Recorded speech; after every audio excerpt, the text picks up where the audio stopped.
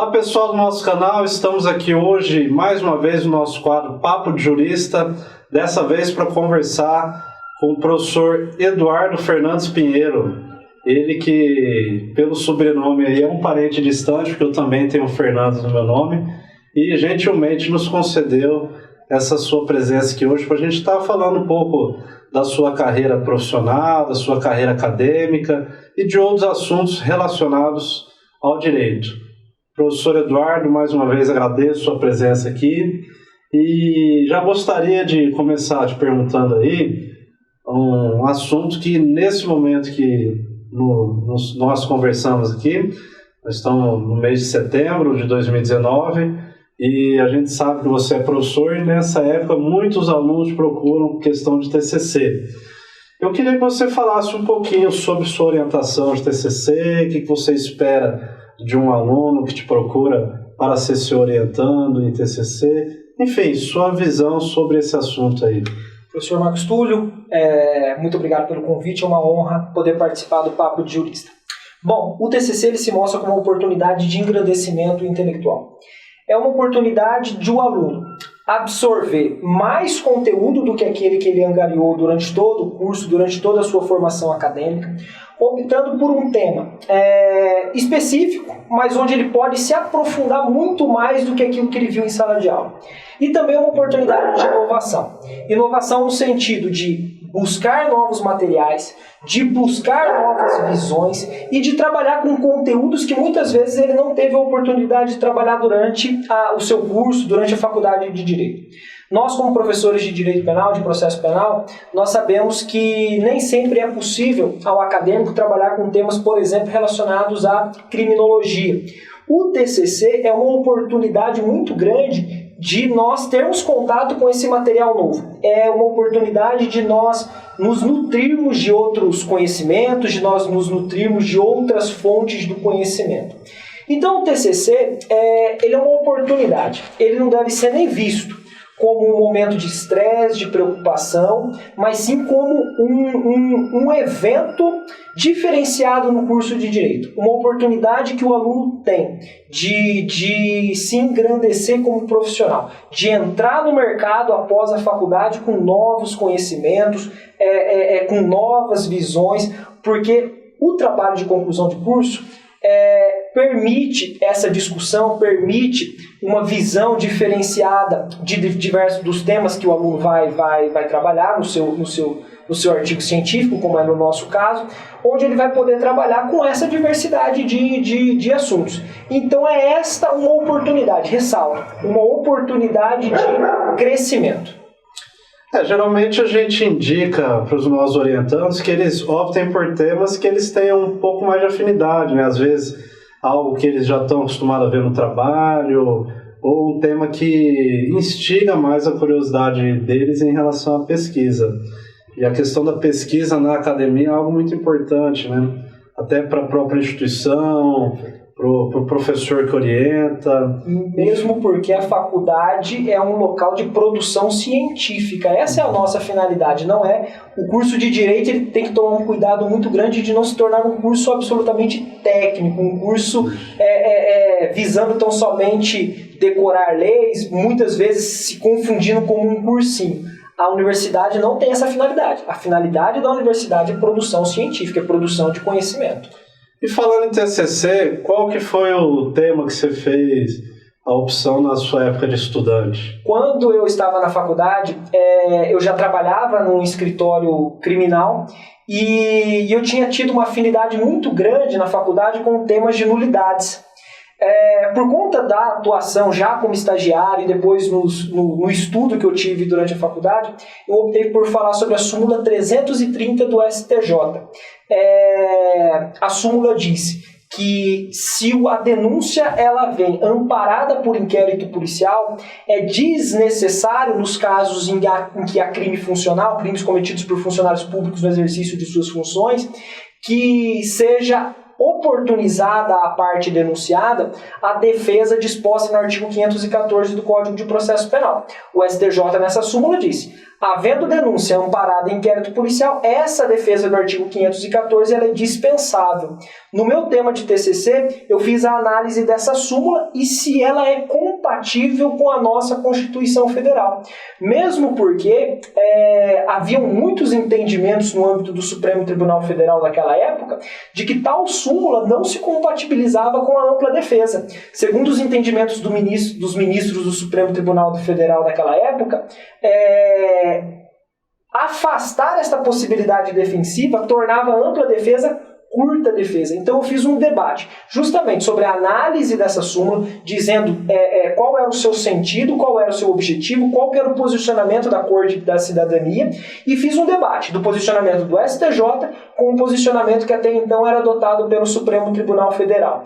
Foi uma oportunidade assim, muito bacana de poder me aprofundar nesse tema, mesmo porque posteriormente ele foi muito importante na minha vida profissional, porque nós trabalhamos com um tema que ele é absolutamente necessário para aqueles que pretendem trabalhar na área criminal, que é o tema de nulidades.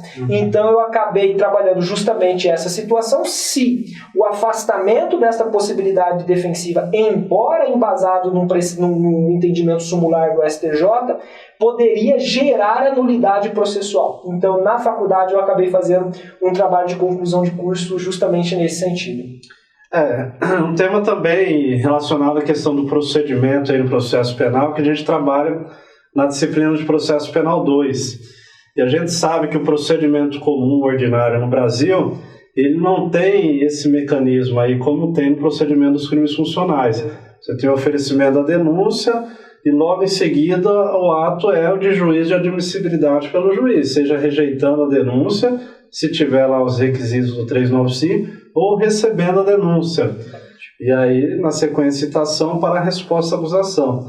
Então, no seu caso aí do seu trabalho, você invocou um tema que é meio que peculiar desses procedimentos especiais que a gente encontra tanto nos procedimentos funcionais, dos crimes funcionais, e também no procedimento da lei de drogas. Exatamente. E falando no procedimento da lei de drogas, ela tem também um dispositivo que é bem peculiar da lei de drogas, que é a questão do interrogatório do réu, como primeiro ato da audiência. A gente sabe que até 2008 o CPP previa o interrogatório do réu como primeiro ato da audiência, e de 2008 para frente, com a lei 11.689, o interrogatório do réu passou a ser o último ato da audiência em homenagem à ampla defesa, ao contraditório. Então eu queria a sua opinião jurídica sobre essa questão da lei de drogas ainda preservar o interrogatório do réu como primeiro ato da audiência. Entendo, e aqui na minha humilde opinião, que o legislador se equivoca quando coloca o interrogatório como o primeiro ato da audiência de instrução e julgamento no caso da lei de drogas. Explico por quê. Primeiro por um motivo de índole constitucional. O contraditório, ele se constitui de um sistema onde você tem a oportunidade de saber a respeito de tudo que lhe dizem, que dizem em seu desfavor, a oportunidade de se manifestar a respeito disso que dizem e a oportunidade de ver os seus argumentos considerados por parte do juiz. Ou seja, em primeiro lugar acusam, em segundo lugar você toma conhecimento dessa acusação e você pode se manifestar a respeito daquilo que dizem em seu desfavor para somente após o juiz decidir, mas decidir com base naquilo que você também pode se manifestar, e aí utilizando dos argumentos que a lei permite que você faça em sua defesa. Quando nós transferimos o interrogatório para o primeiro ato, embora já haja a denúncia e você tenha o conhecimento enquanto acusado daquilo que imputam em seu desfavor, é fato que as testemunhas que serão ouvidas posteriormente, as testemunhas de acusação, elas poderão trazer fatos que eventualmente no seu interrogatório não tenham sido enfrentados. E isso pode trazer um problema no âmbito defensivo do sujeito.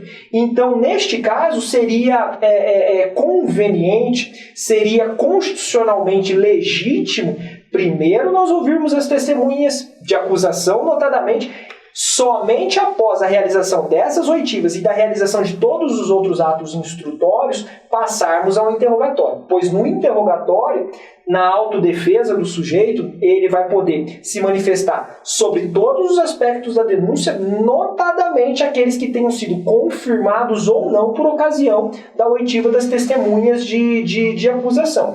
Nestes casos, nós bem sabemos por uma questão de experiência que, via de regra, as testemunhas de acusação são os próprios agentes do Estado, são forças policiais, são agentes da Polícia Civil, da Polícia Federal, policiais militares.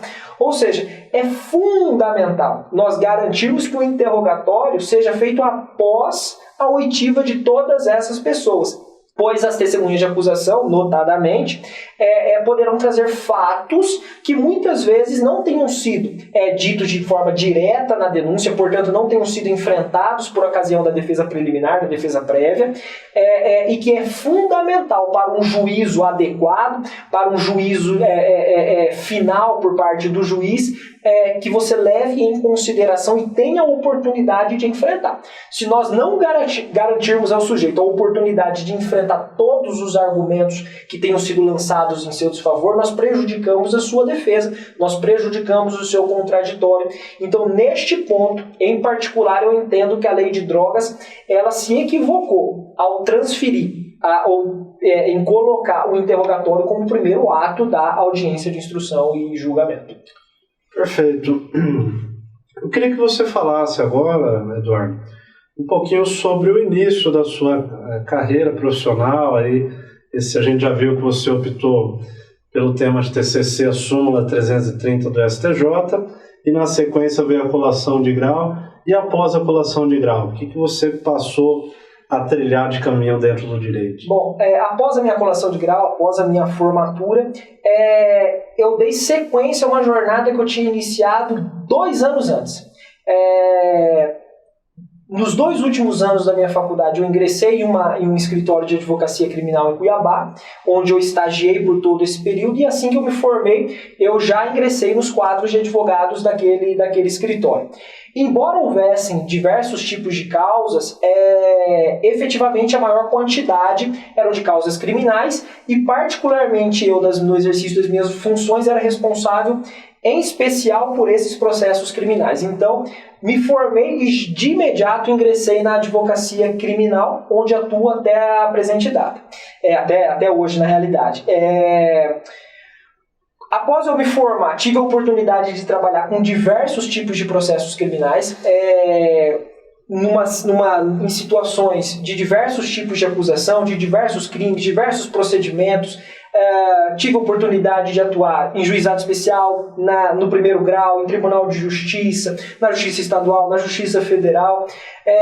Foi uma carreira bastante rica, logo de início, em função dessas oportunidades que eu tive de atuação profissional. Esses processos, eles me fortaleceram muito do ponto de vista intelectual. Eu nunca me esqueci, logo que eu ingressei na faculdade de Direito, de uma frase que eu li num livro de introdução ao estudo do direito, do professor Paulo Nader, onde ele menciona a necessidade não só do exercício intelectual, do estudo, mas também de nós compatibilizarmos esse estudo com a atuação prática, porque o direito ele precisa dessa atuação. Então, formei, já ingressei na advocacia criminal, onde eu milito até hoje. Concomitantemente, fiz 2 pós-graduações, uma em específico em Direito Penal e Criminologia e outra em Direito Constitucional, que é uma área extremamente afim com as matérias que nós acabamos trabalhando no Direito Penal, no Direito Processual Penal. Após esse período, eu também comecei a ter contato com a academia. Mesmo porque desde a faculdade, diversamente da maioria dos meus amigos e tudo mais, que ou pensavam no concurso público ou na advocacia, a primeira carreira pela qual eu me interessei e efetivamente me apaixonei no curso de Direito foi pelo magistério superior. Então, fiz as pós-graduações e dei aula em diversas oportunidades, mas como professor efetivo mesmo a partir de 2016. Então, assim, tive essa oportunidade de atuar basicamente na área criminal desde a minha formatura, atuando nesses diversos tipos de processos, e todos eles assim cada um com com a sua história, cada um com a sua carga emocional, cada um com uma história diferente ali para nós participarmos dela. Então, assim, foi uma carreira inicial bastante proveitosa em virtude dessa quantidade de possibilidades que eu tive logo de início. Perfeito, você falou um negócio aí que eu gostei bastante, que eu também compacto com isso, que é a necessidade do advogado continuar os seus estudos. A gente tem muitos colegas aí que, infelizmente, começam a advogar, se enveredam apenas em querer uma busca ali pelo dinheiro, pela pecúnia, pelo seu sustento, mas muitas vezes acabam deixando o estudo regular de lado. Acabam focando ali mais em modelos prontos de peças, com toda aquela variedade de peças em atacado que ele já tem ali, buscando sempre a massificação de um serviço. Muitas vezes a gente compreende isso, acaba deixando de lado um pouco os estudos. E, na verdade, o estudo ele é fundamental. Se você quer advogar numa área e quer se especializar nessa área aí, você deve buscar ser o melhor naquela sua área. Então, se você for ser um advogado civil, que tenha uma base muito boa de direito civil, de direito processual civil e, em última análise, aí, também o direito constitucional que circunda tudo isso. Essa é a mensagem que nós dois deixamos para vocês que estão nos assistindo aí. E é importante ressaltar que a advocacia criminal, em nenhuma hipótese, admite modelos. Porque a advocacia criminal, cada caso, como nós dizemos, cada caso é um caso. Cada processo tem as suas particularidades. Cada processo possui um DNA próprio. E a função do advogado é analisar aquele DNA. É analisar qual que é a estrutura daquele processo, como ele vem sendo construído. Se dentro deste processo as regras do processo estão sendo observadas, se as regras constitucionais estão sendo aplicadas corretamente. E isso daí demanda análise, depende de cuidado no nosso estudo, no conduzir das defesas, no conduzir dos processos, por causa que existem situações que elas são ímpares, elas são situações únicas em cada processo. E muitas vezes existem situações que acabam passando desapercebidas se nós não temos um cuidado maior. Utilizar um modelo, utilizar uma estrutura pronta, ela, do meu ponto de vista, nós que somos advogados acabamos falando com frequência sobre o cerceamento de defesa.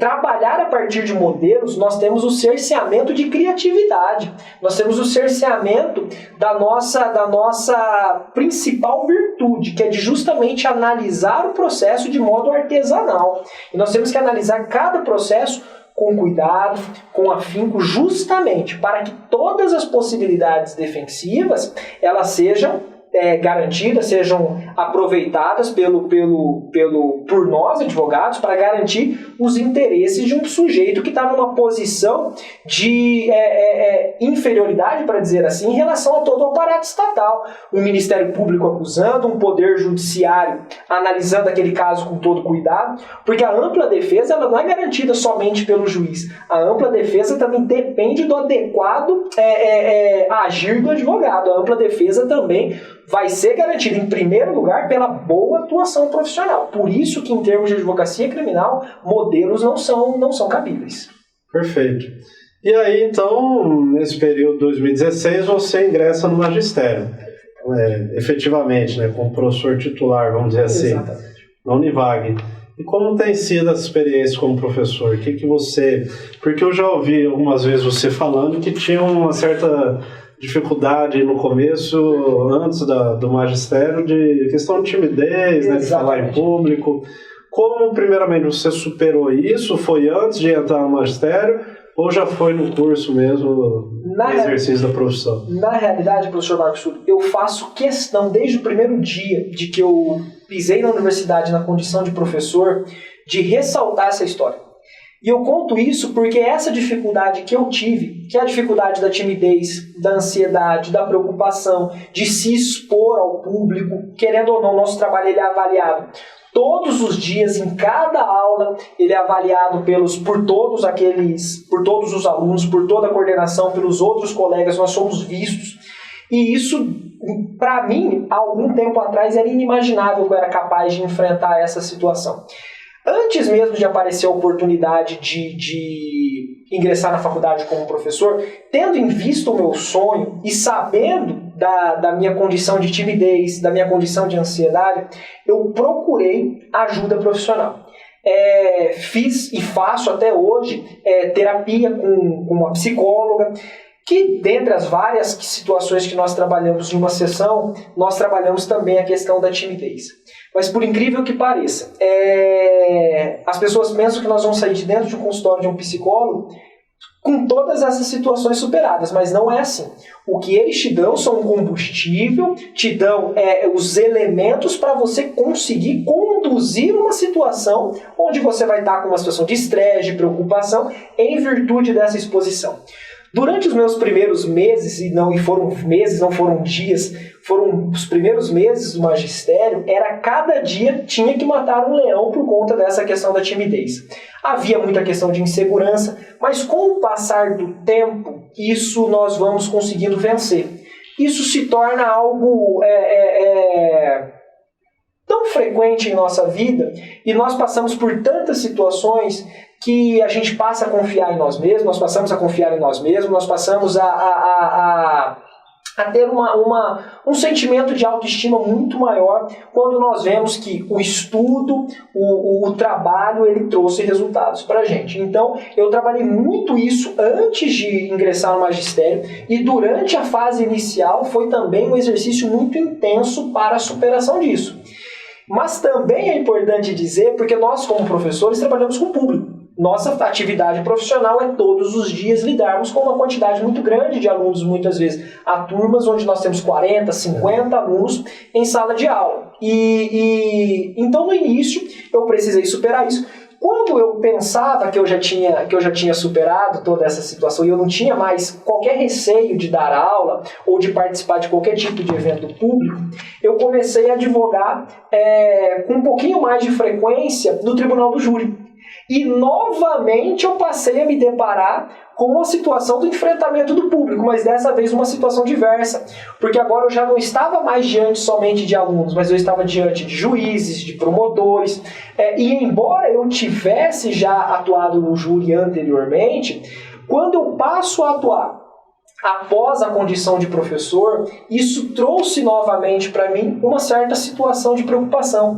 E eu digo isso porque agora eu não estava simplesmente representando o meu cliente. Querendo ou não, nós somos vistos naquele local também como professores de uma determinada instituição. Então a nossa avaliação por parte de todos aqueles que estão acompanhando um julgamento, ela é diferenciada não no sentido de temos que ser melhores ou não, até porque eu não acredito nessa situação diante de uma riqueza profissional que há hoje no mercado de tantos advogados, numa situação de melhor ou de pior. Mas sim, onde não serão admitidos certos deslizes. A figura do professor, certos deslizes não serão admitidos. Então isso trouxe para mim novamente uma situação diferente, aquele friozinho na barriga. Mas hoje, perfeitamente administrável, e hoje esse friozinho na barriga, ao invés de me travar particularmente, hoje ele é um incentivo para mim. Então a experiência do magistério ela é muito rica por causa disso, porque ela não permite somente um crescimento na área intelectual, porque o professor ele precisa continuamente estar estudando. Isso é da nossa profissão. Nós precisamos nos manter atualizados sempre. E isso nós precisamos repassar para o nosso alunado e para todos aqueles que nos acompanham. Então, nessa situação específica, também é possível aqueles que ingressaram ao magistério não só se desenvolver do ponto de vista intelectual, mas também a respeito de aspectos meramente pessoais.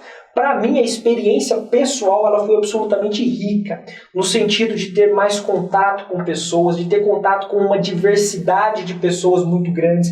Ali nós temos pessoas de todas as classes sociais, de idades diversas, desde aqueles que acabaram de sair da escola e estão ingressando agora na fase adulta, até aqueles que já passaram por uma vida inteira e que agora, depois dos 60, 70 anos, estão buscando uma nova carreira. E isso é muito rico. e isso é muito bonito de se viver. Eu particularmente, sou muito agradecido ao magistério, porque ela, com certeza absoluta, sem sombra de dúvidas, foi a experiência mais rica que eu tive em minha vida. Perfeito. E aí, mais recentemente, você, dentro ainda do magistério, acabou também ampliando o leque aí para o núcleo de prática jurídica, que o NPJ, por exemplo, do Univag, a Univag disponibiliza esse setor para os seus acadêmicos poderem aplicar aquilo que viram na teoria na prática. É a hora que o aluno ele sai da mera teoria e acaba indo para a prática também, atuar em processos reais, e isso é algo que é orientado pelos professores do NPJ.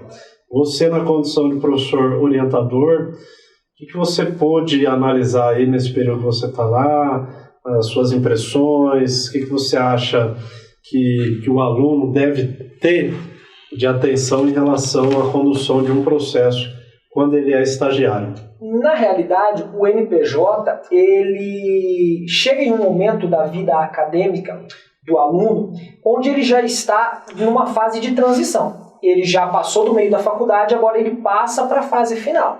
Agora são os últimos estudos e agora é aplicar tudo aquilo que ele já viu na teoria na prática. O nosso núcleo de práticas jurídicas da Univag, ele é muito rico, porque ele traz uma diversidade e uma quantidade de processos muito grandes, que envolvem diversas áreas. Evidentemente que nós temos uma quantidade muito maior de processos envolvendo o direito de família e de processos criminais no âmbito do juizado especial criminal. Entretanto, existem diversos outros processos sobre tantos outros temas que isso acaba enriquecendo a atuação acadêmica, permitindo que esse aluno chegue ao mercado de trabalho, chegue ao seu momento após a formatura de atuação com uma carga muito maior de experiência que vai ser fundamental para a condução da sua vida da advocacia ou para aqueles que pretendem eventualmente seguir alguma carreira pública. Mas a experiência do NPJ, ela para o aluno, se bem conduzida, e esse bem conduzido não só pelos professores, mas pela própria atitude do aluno diante dos processos, ela vai ser uma oportunidade muito bonita e muito importante para se desenvolver, aplicando conhecimentos que já tem, revisando coisas que há bastante tempo ele já estudou, se aprofundando em temas e em teses que muitas vezes ele não teve contato na academia. Então o NPJ, o Núcleo de Prática Jurídica, se bem conduzido pelo aluno, ele pode sim ser uma experiência determinante no avanço na sua carreira profissional. Perfeito. Para a gente fechar aí uma última pergunta, queria que você falasse um pouquinho aí, não desse detalhes, mas falasse se tem novos projetos. A gente está chegando ao final do ano já, para 2020 aí, a gente sabe que o nascer de um novo ano sempre traz esperança, novos projetos, e tenho certeza que com você não é diferente. Eu queria que você deixasse então a mensagem para quem está nos assistindo aí, se pode ou não esperar novos projetos do professor Eduardo. O que eu posso dizer por hora sobre os nossos novos projetos, sobre aquilo que nós estamos pretendendo para o futuro da nossa carreira, é de que o magistério haverá de continuar. E haverá de continuar com novos campos de atuação. A academia, ela demanda revisão, ela demanda continuidade dos estudos. Particularmente, eu haverei de continuá-los, não só por conta da questão das aulas, mas buscando e almejando novos cursos, novos aprofundamentos acadêmicos. Eu sou um entusiasta do estudo de prisões, mas não só no sentido da lei de execuções penais, do nosso Código Penal, mas também de assuntos relacionados com a prisão, notadamente a análise de alguns filósofos e sociólogos a respeito delas. Mas, além dessa questão da continuidade dos estudos, pretendo, em particular, fortalecer ainda mais a advocacia, porque, como todos aqueles que me conhecem, a carreira pública ela é muito bonita, mas há perfis. E o meu perfil, particularmente, é da carreira privada, é da advocacia. Pretendo continuar com ela, mas sem desconsiderar ou sem esquecer que a minha essência também está no magistério, também está como professor e na continuidade sempre dos estudos, do aprofundamento e buscando novos ares e novos conhecimentos em áreas diversas.